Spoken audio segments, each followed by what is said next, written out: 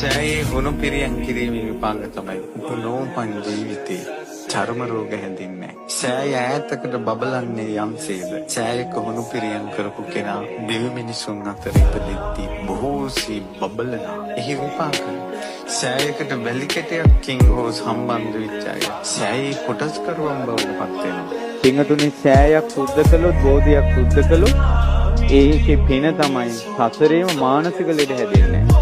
ඒ පින්වන්තයාට අපේ බුද්ධ ශාසනය නිවන් දකින්න තුරු උපනෝපන් ජීවිතයක කවදාවත් අබෑටික තරම්වත් හැමේ බිබිලක් ඇවිල්ලා නැහැ. සෑය සිද්ධ කරුසින් ඔහුට මතකයි කියනවා එදායින් පස්සේ සංසාරේ ගත කරපු ජීවිතවල සමහර වෙලාවට කැලෑවල යද්දී කටු උඩ අඩිය තියනවා කියනවා, කටු අනිත් පැත්තට හැරෙනවා කියනවා. සෑයක කටු ඉවත් කරපු පින් හැම පැහැපත් උපනෝපන් තැන බබලනවා යා. චෛත්‍ය සුද්ධ කිරීමේ බෝධි සුද්ධ පවිත්‍ර කිරීමේ පින එයයි. මල් ටිකක් පූජා කළත් පතනවා මගේ හිත මෙච්චර පිවිතුරු වේවා.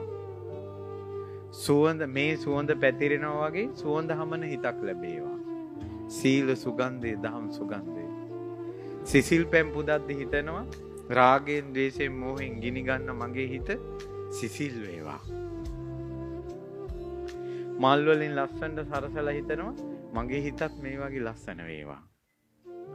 ඉතින් එයා පින් කරන්නේ මොකක් ලස්සන කරගන්නද? හිත ලස්සන කරගන්න. අන්න මෙච්චර කාලයක් නොකරපු පින්.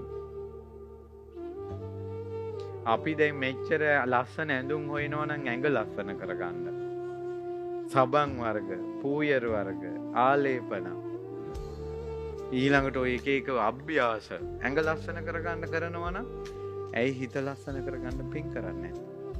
මලුවක් ලස්සනට අතු ගාලා කොළ වැටිලා තිබ්බ මලුව දැන් කොළ නැතුව තියෙනවා වගේ මගේ හිතේ කෙලෙස් බැහැර වේවා කියලා.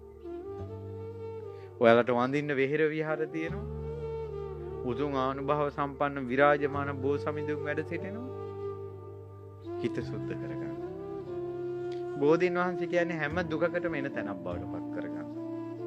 ඒක ඔයාලගේ සැනසෙල්ලේ මණ්ඩපේ බවට පත් කරගන්න. තමන් වෙනුවෙන් බෝධි පූජා තියන්න.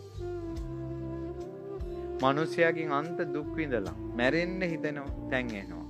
ඇවිල්ලා බෝමලු සුද්ධ කළා, පහනක් පත්තු කළා. මේ දුක් විඳින සංසාරයෙන් මගේ බුදුරජාණන් වහන්සේ නිදහස් වුණේ බෝසෙවණේ. මටත් මේ දුකින් නිදහස් වෙන්න ලැබේවා. දරුවන්ගෙන් දුක් විඳින අම්මලා බෝධීන් වහන්සේ ළඟට ඇවිල්ලා හොඳට උපස්ථාන කළා. දරුවන්ගෙන් දුක් විඳින සංසාරයෙන් අපේ බුදුරජාණන් වහන්සේ නිදහස් වුණේ බෝසෙවණේ. මටත් නිදහස් වෙන්න ලැබේවා.